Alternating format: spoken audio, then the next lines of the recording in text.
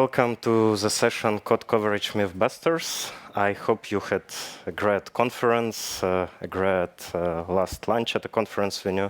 I hope you're not so tired for the very last session. Please bear with us. We hope it's going to be not so boring. Before we start, let us introduce who we are. And I'm happy to introduce you my colleague, Marharyta Nedzelska, staff software engineer at a company, Sonar. She's also a Kotlin expert, Kotlin Google developer expert. You could find her in various social networks if you want to chat. She's always happy about that. Of course, and I'm also excited to introduce my colleague and co-speaker, Evgeny Mandrikov, who is principal software engineer at the same company, surprise, Sonar. He's also a JaCoCo project co-lead, and we always forget to update this slide, but he is now a Java champion for almost a year. And you can find him as Godin in various social networks like Twitter, Blue Sky, and he's also very excited to chat. Shall we start? I think there is more stuff here. Yes, of course. We shouldn't forget that, well, we work in a great company, Sonar. Let's do a quick check. Who knows this company? Who knows our product, SonarCube, SonarLint? Wow, that's impressive. This is a great company. Nevertheless, whatever we are going to tell you today has almost no relation to this company. Whatever we are going to say is our own opinion. And our employer can only dream that they own this opinion. That's it? No, I think there is one more very important thing. Yeah, there is one more important thing you should know. I'm Ukrainian. I was born and raised in Kyiv. And, while we are here at the conference having some fun and education, Ukraine is struggling and fighting for its freedom and for right to exist. So thanks a lot, United Kingdom, for supporting. And if you still have some money left after purchasing tickets to Devox, here is the link that you can use to make a small donation. So the most important and serious part of the talk is done. Now let's have some fun. I'm going to be responsible for the fun part of this talk, right? Then we are all doomed here. So let's start. The title of the talk is called MythBusters. So it's kind of, we get inspiration from an old TV show called MythBusters. Have you ever seen this? Raise your hands. Yeah, I really enjoyed it in my childhood. So the idea of the show that you take most common beliefs about one subject and then try to reproduce them. And if you manage to do it, then you say that, okay, that's not a myth, that it's correct, or you dissolve it. And because, okay, sounds like it's misbelief. So we're going to do the same, but our main theme will be code coverage. And what's going to be our first myth? I think since Evgeny is for how many, 15 years in this subject, developing code coverage tool for all of us in Java, I think you're the right person to choose the first most common myth. I'm not so sure. I actually would love to ask audience what we are going to be busting today. So let's try with this. What's your code coverage target? How many % of your application should be tested? Covered by unit test, I don't know, integration test, etc. Any opinions? You can shout out. 50, 80, but okay, let's start. Maybe 0, pretty good target. We just write code, we ship, users will test it. I think it's pretty good target. Who agree? Okay, some people. Okay, maybe 30. No. 60. Somebody here was saying 50, so 60 seems to be a good value. 80%. Okay, more people. 100. I believe it should be 100. Everything should be covered. Okay, I tried to approximate how many hands were raised, and not everybody raised hands so far, so probably others would vote for 110, right? Yeah. I think it's a pretty good target. We cover even more than we have. So is it a good ground for... Yeah, I think we can start from this. So one of the common beliefs that code coverage should be 100%. Well, not all of you raised hands with 100 because you kind of feel that it's impossible, it's too hard to achieve. But like deeply inside our soul, we all think that, okay, 100% is the holy grail that we should all achieve. So this is the first myth and the main one that we're gonna prove or not during this session. How we're gonna do this? Yeah, how we're gonna do this. Probably you all have the question why we are two here. And because the way how we want to prove or not the myth is pair programming. So one gonna be writing tests, another one gonna be writing code. And because I'm a responsible software engineer, not yet principal, I prepared beforehand. So there is a common belief that if you write one line of code, you can test it. So it's in other words, the same as code coverage should be 100%. Every single line of code can be covered with test. So I prepared some code for Evgeny in advance, but because he is a principal engineer, he is not prepared, so he'll be writing tests here, live, for you. Thank you very much for this. Could you have told me this in advance? I think I did. You did? So let's start. Here is first example prepared by you, pretty simple, zoom, and I think you have different example test here. Okay. Example. I should test it. Okay. Should be fairly simple. Expected, of course. So we have a function that calculates sum of two numbers, a plus b, pretty. I'm still in the example wrong file. test, yeah.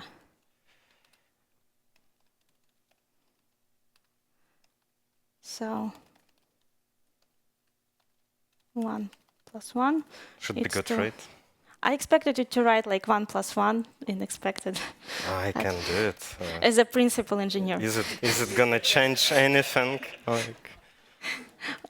Okay, much better. So you agree? I was actually expecting more, like, boundary values, max int, etc. But okay, who cares? That's not the goal, right? We covered this code, yes? We expect 100% coverage. Like we have one line of code, it's covered. So should we test that it works? Actually? Yeah, let's test it.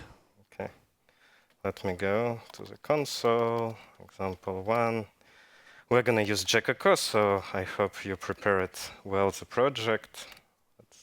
Let's run it. Okay.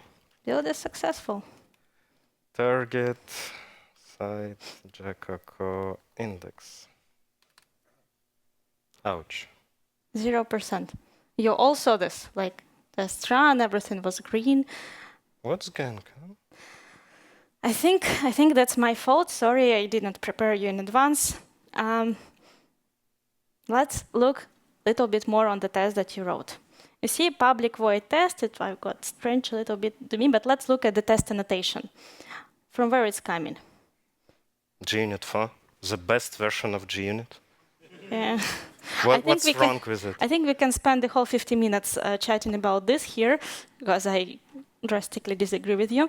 But yes, I love JUnit 5. So my test engine in this project is JUnit 5. But because you added annotation of JUnit 4 and you didn't add vintage engine, the tests were not run. So you need to either write your tests in JUnit 5 or add... JUnit 5 can execute JUnit 4? Yes, what's the problem? yes, but we need to add a dependency to execute right. the vintage engine. And raise your hands if you ever faced this issue when you've been migrating from JUnit 4 to JUnit 5, when you had half of the tests in JUnit 4, half of the tests in JUnit 5, and suddenly they just don't run. And one of the ways to discover it, and it's not just like we are telling it to you, it's what we saw in production, by not seeing coverage of those tests. I know another way. We should have been carefully reading log. Actually, yeah, log or you can read logs that test run 0, failure 0, error 0, like perfect. Okay. So this is the first minor step in our journey, the first minor myth that we are covering today. You can show the presentation. Much better now. Yeah, it's much better. The test is covered. Yeah, but constructor is not covered here. We are not going to cover it because we know how to cover constructors. Well, we can just fix your code. It's a static method, so it's utility class. Let's make constructor private. But it's still Our not target covered. is 100%. It's not covered, but let's see. Yay. Wow. So JaCoCo 100. can do this. I Yes. didn't know that. Okay, let's move on. So we just faced the first small myth that 0% of code coverage is always bad. Actually, 0% of code coverage or lower code coverage than you expected can signal you about other problems, can show you that something was not executed, like in our case, for example, when JUnit 4 tests were not executed. So technically, sometimes code coverage is not just about coverage. Sometimes code coverage is a nice debugging tool that can actually give you much more information than you think. Debugging tool. Yes. You know what? I got an idea. Who's using Eclipse? Is there people using Eclipse? Okay, there is few. I have a nice thing to show you. Others, don't worry, you can do the same without Eclipse. It actually doesn't matter, but for me, it will be easier to do it with Eclipse. Why? And what's the idea? Together with maintenance of JaCoCo, I somehow inherited another project which integrates JaCoCo in Eclipse IDE. And as you could see, I don't use Eclipse IDE. I use IntelliJ. I don't know anything about Eclipse IDE. But, well, sometimes I receive some user reports saying, hey, here is error, here is a stack trace. I look at this stack trace, and this stack trace doesn't have any traces of my plugin. What do I do? Where do I start debugging this? Let's try to simulate this. So I have some project in Eclipse. I could run it with code coverage enabled. I'm going to start Eclipse from Eclipse. You can do the same with any other application. Here it started. We just started Eclipse and Eclipse, so we can have more Eclipses. So then what? How do I get?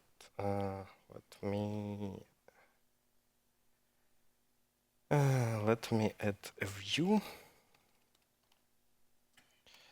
Code coverage. Let me request the live code coverage.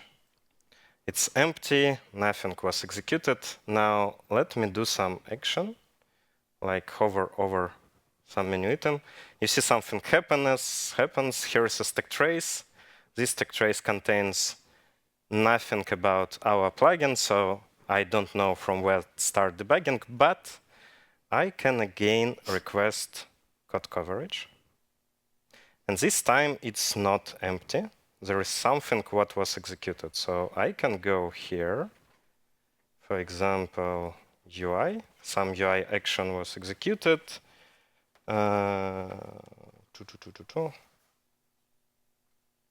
Here is UI action. Most of the code was executed in this action, so I could go.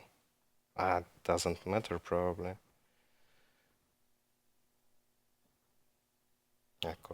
Here, no, it's very small class. But okay, doesn't matter. In one of these classes that's been executed, I know that they happen when I hover it over the menu item, so I could start debugging already from there. I can put breakpoint there. So it's actually a nice technique if you know nothing about an application and you just receive the bug report and you have to debug it. You can use code coverage to at least understand what was executed and start debugging point from there. So we just taught you that code coverage is not only to measure coverage, but sometimes it can show you much more. So let's continue with our examples. You have my examples? Of course, I'm prepared.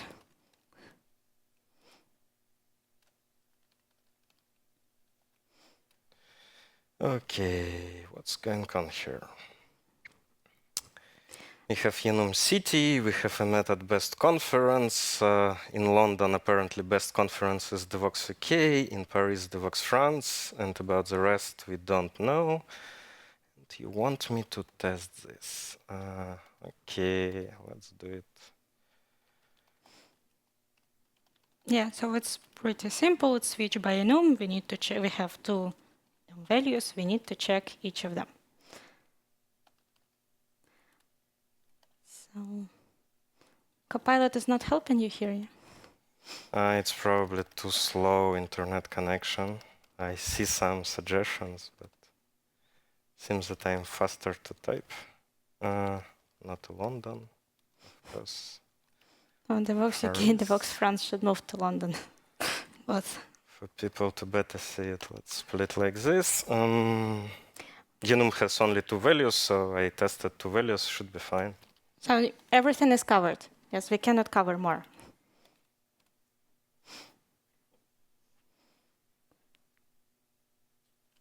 So let's look at the report. You see, no. Not 100. No, as principal engineer, you forgot about something.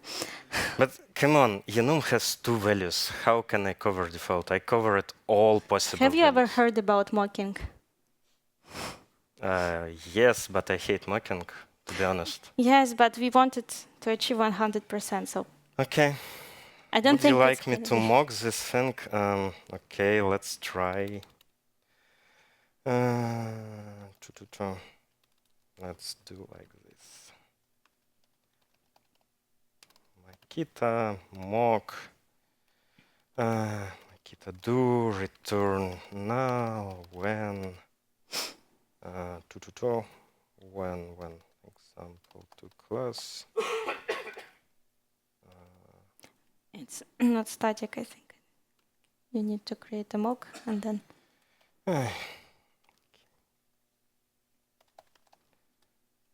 Marharyta mock. I can do it in line. Yes. yeah. Marharyta mock example to class best conference. Okay. Assert equals now you2 best.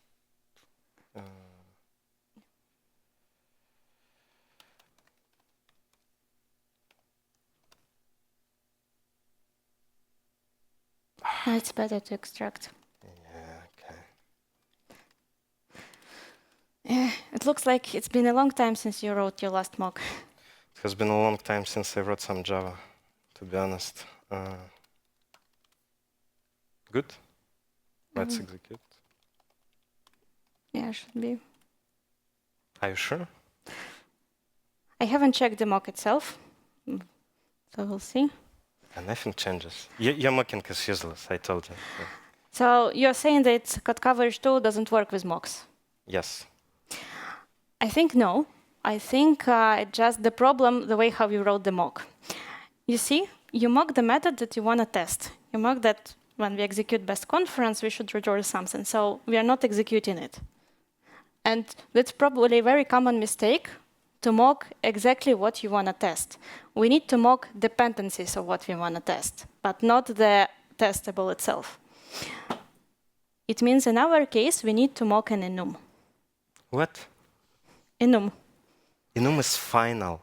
Yes, so How what? you can mock it? Let's try. That's weird.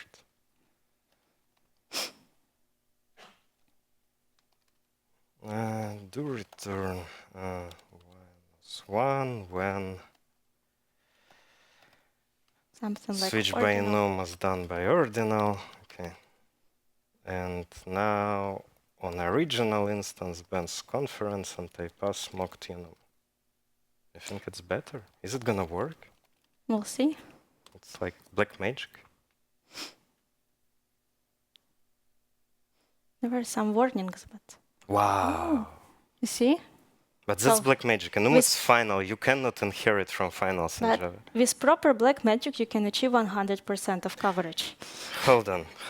Black magic always scares me. Can I try something? Like Okay, it's your laptop. my laptop. You know, when you play with JVM, things get tricky when you try to upgrade to latest version. So what is under development now? GDK 25. Let me try some early access build of it. Just to see if your black magic works. Oh no. That's what happens with black magic, and that's why I don't like black magic. Oh, Couldn't modify all classes. Yeah, enum, probably because enum is final. That's not a good idea, right? okay. But maybe we can do something else here. Yeah, sure. Like we are at what 2025. We got what Java 21. Long time ago, we got switch expressions. It's Java Can- 24 now. Yeah. 24, but 25 is coming. We can refactor this code. Like, why not use switch expression? And what's funny with the switch expression, what's nice with switch expression, we don't need to write default case if we list all possible enumeration values. So you can remove Makita at all? Let's do it. Just write good code. So you said you can prepare it. Yeah. Sometimes the better way to achieve a better coverage is to refactor and actually rewrite your code and not trying to write more tests. And you see it works at on your Access build of Java. 100%. And it works on 25 early access. Cool. Great. But I have more examples. Let's maybe bust something what we bust. So code coverage works with mocks, if you write mocks correctly, of course. And code coverage. That's the next one. Next one. Yeah. Okay, let's go to the first.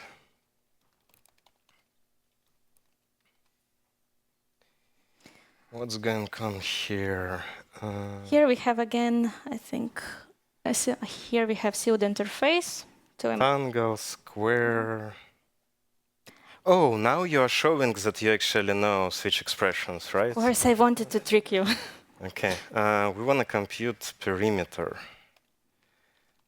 Should be equal. 1 plus 2 plus 2. I write exactly as you wanted. As principal engineer. Perimeter. This is gonna be rectangle and square.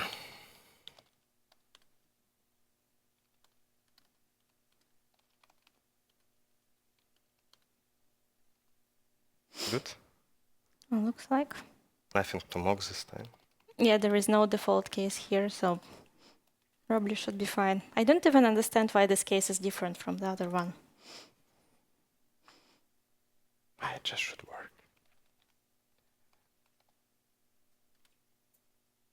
What?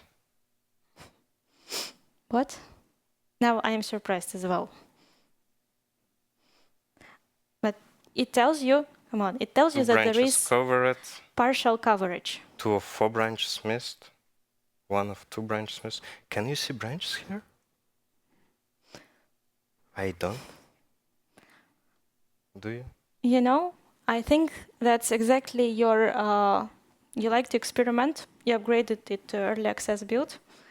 Maybe there is something wrong with Java version. Let's downgrade it to something else. Like to LTS? Yes, let's downgrade it to LTS. And let's see. Wow. So you see, sometimes code coverage measurement depends on compiler, because looks like it's a bug in JaCoCo, yes? Yes, as you know, JaCoCo interprets coverage not from the source code, but from the bytecode. And the result of the compilation of your source code to the bytecode obviously depends on the compiler version. So apparently something changed between Java 21 and Java 25 in the compilation strategy of switch. This is a pattern matching. I guess there was a changes regarding pattern matching. And yes, there is something to fix in JaCoCo, because while representing to you the result, we should filter out some bytecode artifacts introduced by the compiler. But, well, that's fine. On Java 21 it works. 100. Yes, let's stay. So far it's still LTS. But we all just learned that code coverage depends on compiler, at least if you because we calculate it on the bytecode. So let's continue. Do you have more? Of course.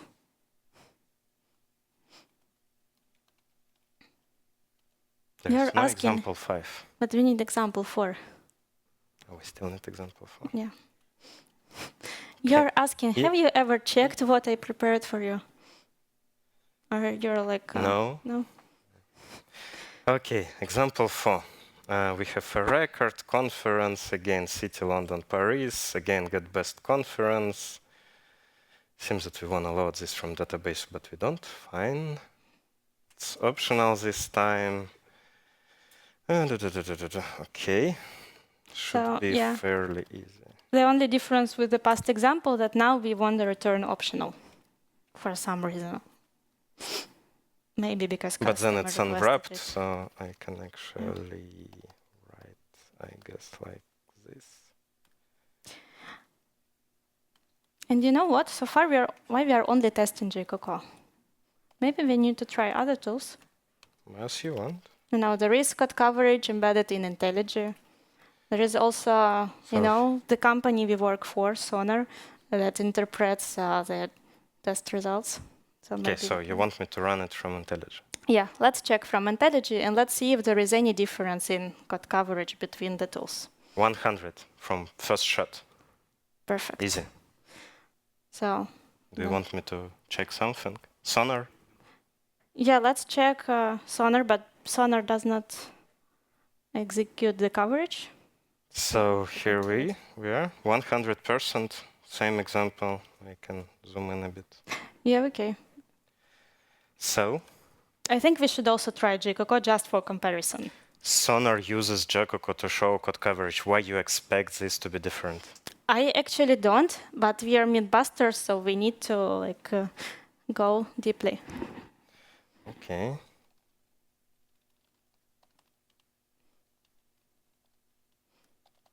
And do you expect the result to be the same in JaCoCo as in Sonar and in IntelliJ? Of course, coverage is coverage. Come on. I think if we are asking, probably they learned the rules of this game. Yeah, you see 100. Yes, no, there is something else. Missed instructions. Let's check. So I don't know if you could see. For me, it's pretty hard because I'm colorblind. Is there other colorblind people? Like, yeah, JaCoCo report for years is not really adapted to colorblind people, but this line, color of this line is different from the color of the next line. This one is yellowish. It's just for you. Just for me. They are the same. So this line is covered partially according to JaCoCo, and JaCoCo says that there is some instructions that wasn't executed. Yeah, so technically JaCoCo shows a little bit more information here. It showed that we didn't test the throw-in runtime exception. Can we show it more visibly? Probably yes, if we move this on a separate line. Not like this probably, but like that. No, let's put the lambda body completely on the new line.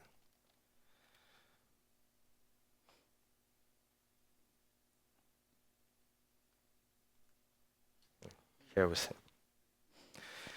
Okay, let's test this one. Now you have to write some mocks, yes? But now I know how to do this.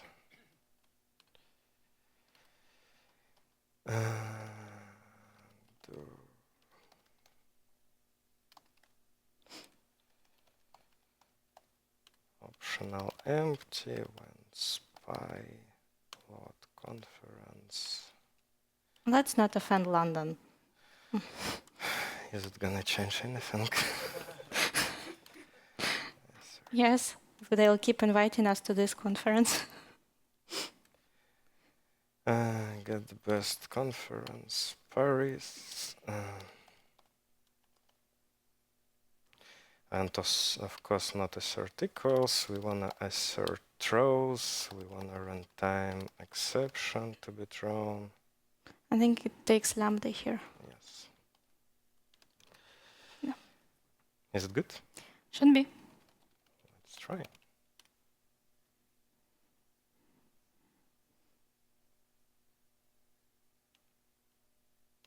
Yay. So you learned something, you learned how to write mocks. Yeah, that's wonderful. But since we tried other tools, maybe let's go further and try mutation coverage. Have you heard about mutation coverage? So there is a tool called ptest. For those who don't know, like there are other tools as well, but mutation coverage, the idea is that introduce some modifications into your source code and then run the test suites. And if tests passed, it means that this modification is not covered by your test, so your test suite is not good. And if this modification is killed, means your test suite covers this. So it's like also the way to check coverage, but to tell even a little bit more about your tests. And here, mutation coverage tells us that there is one mutation that survived. So what it is, it just replaced the return value of the lambda with null, and all our tests passed. Let's check this. So you see our lambda throws runtime exception here, but it says that if we just replace it with null. You mean like this? Yes. That's weird. The tests will pass.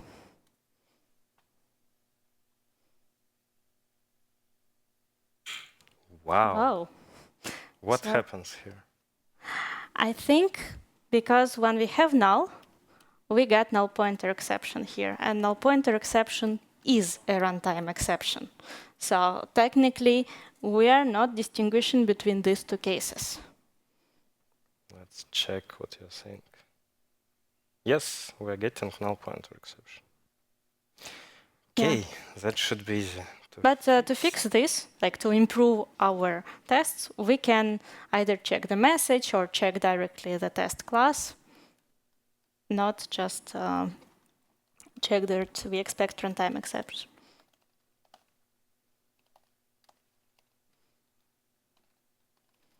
And let's check that this modification doesn't pass the test. Yes.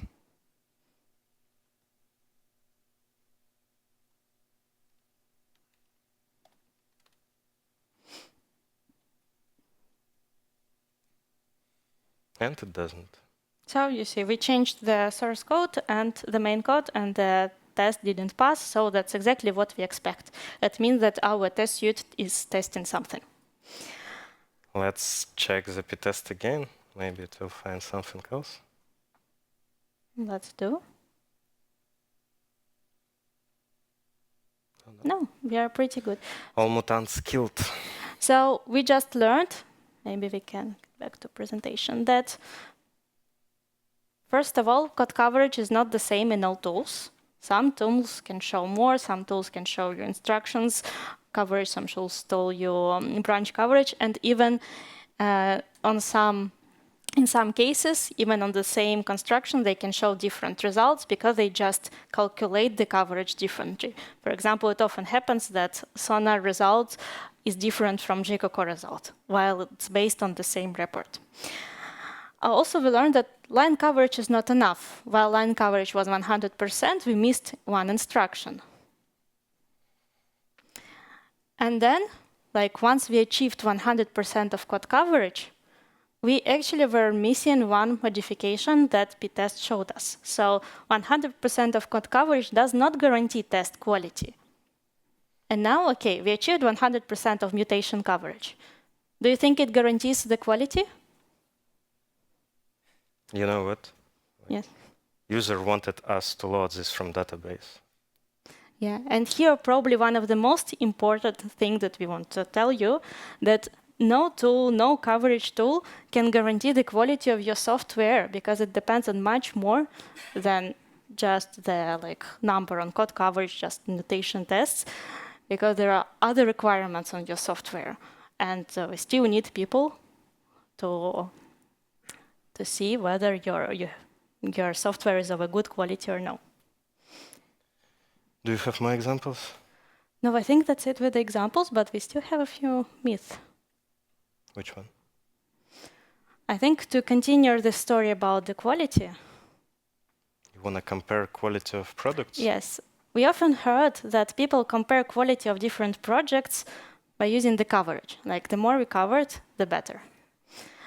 And for example, managers, they don't really care about the code you wrote, they care about numbers. And if they don't see 100% or 80%, they tell you you need to get more, you need to work better. So we wanted to show you JaCoCo, the tool that measures coverage.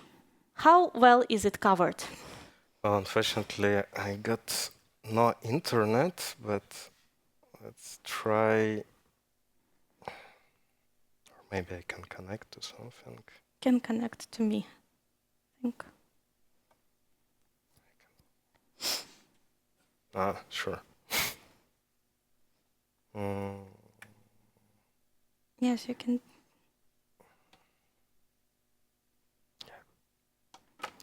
You can try connect to my internet. Yeah. That's fine. So here is our example 4. Code coverage 100%, all great. Here is JaCoCo itself. Let's see what we can see for it. Overall code coverage 94%. How can we Ouch. ever trust this tool? Yeah, so I thought you should be like, okay, maybe not 100, but 99.9, but 94 is very so low. Even you're it's gonna one. trust more this example 4 that has 100% Yes. coverage than JaCoCo that's been there for what, more than a decade, battle tested, used by thousands of developers. Yeah. I don't know. At least let's check like what's not covered for you. Maybe we can cover it Let right me now. show you something. Like, if I dig in and see what is not covered. So here is partially covered code. You could see it, right? It's So a you switch. Switch by enum. It's switched by enum, and the default is not reachable. But we know how to cover it, like mocks.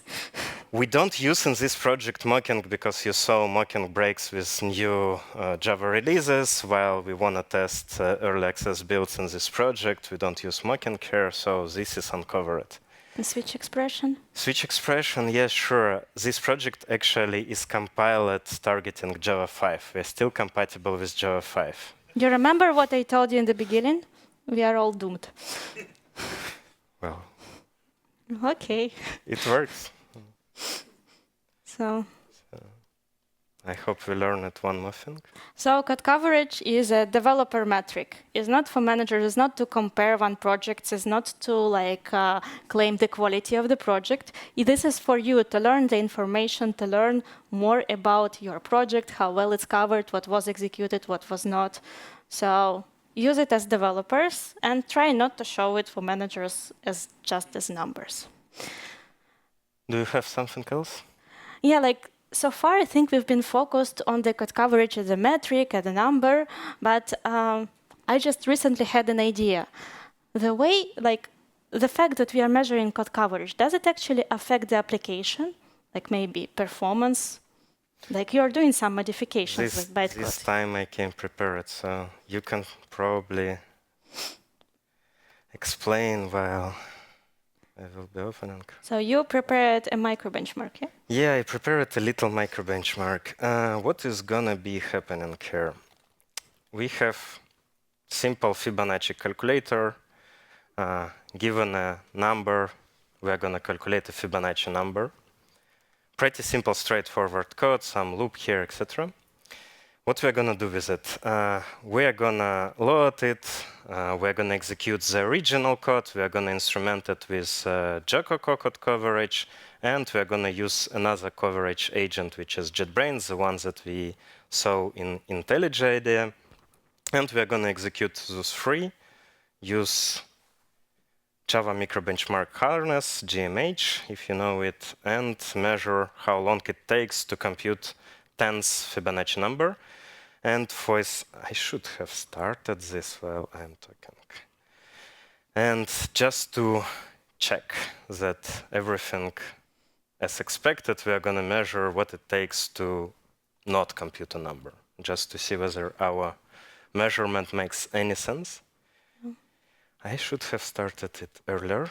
We would have already get a result, but... Thankfully, you're not testing the p-test, because otherwise I think we will stay here till tomorrow. Yeah, we are not measuring p-test here because p-test is quite expensive tool. For every code modification, it needs to execute the tests again, so it's a lot of work. And it's quite slow.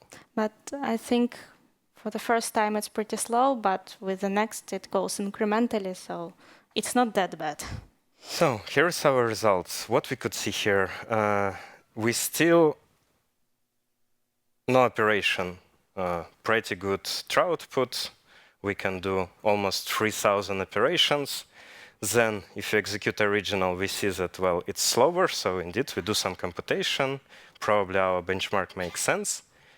And then let's look at most interesting part. If we add code coverage measurement, our true output goes down.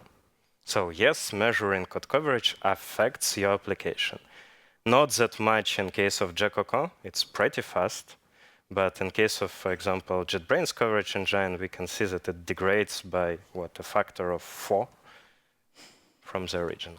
Yeah, and that's pretty interesting because I think JetBrains coverage engine is the one that we execute in IDs when you want to execute Well, of tests course, in with ID, coverage. you want to be super efficient, right? Yeah, but for small test suites, probably it's unnoticeable. But keep in mind that if you want to try JaCoCo in production, like with your production code, you might face some consequences. So here we kind of discovered observer effect on code coverage, that the fact that we are observing, measuring the code coverage on an application actually affects the application itself. So we cannot do it with no cost. Should we wrap up? Yeah, I think that's time to wrap up. So raise your hands if you think that code coverage should be 100%. You still think so? I don't. I'm minority, so I think we busted. So we think that code coverage should be at the level when everything that is supposed to be covered is covered. Unfortunately, that's much harder to achieve because it's much easier to set the target, which is a number, than to use your brain and kind of understand, okay, I want to cover this, but I don't want to cover a default case in when I already covered all the cases. And yes, it requires some more mental load. In ideal world, it's indeed 100%. If JaCoCo can filter out everything that is not supposed to cover it, yes, it will be 100%. But sometimes it's not only just a compiler artifact. Sometimes it's actually your maybe code that some cases are just unreproducible, but because of the API design, you have to see some cases. So for this, we will need probably some way to accept or not fix code coverage misses, so we can have 100% at some context. So not in general 100%, but 100% under some circumstances. Unfortunately, currently the tools don't have it. Maybe that's not the job for JaCoCo. Maybe that's more for tools like Sonar. So not for JaCoCo, not for me, but for Sonar, so again for me, right? Of course. So we need some way to accept or won't fix code coverage misses. So code coverage shouldn't be 100%. I hope we busted it. And after this talk, you'll go back to your manager and say no, I want to be smart at code coverage. I don't want to just target some number. I want to understand what is supposed to be covered, what it's not. So to sum up, code coverage is developer metric. This is for you to get more information. So tools that are measuring code coverage, they're not ideal. They're also made for you, but of course, they sometimes will have some false positives, some missing, some false negatives, and so on. But they're still helpful. Even in the cases when they made a mistake, they still can help you to understand what happened with your code. And please, never try to please the tools. That's not the goal. The goal is to help you write better code, not to achieve some metric here. So use them smartly. Thank you, and that's it.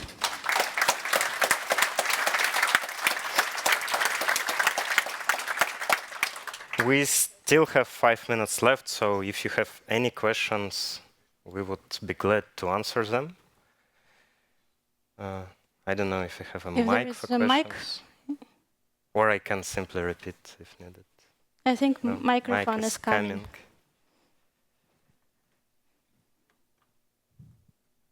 Or it is. Yeah, thank you for the talk.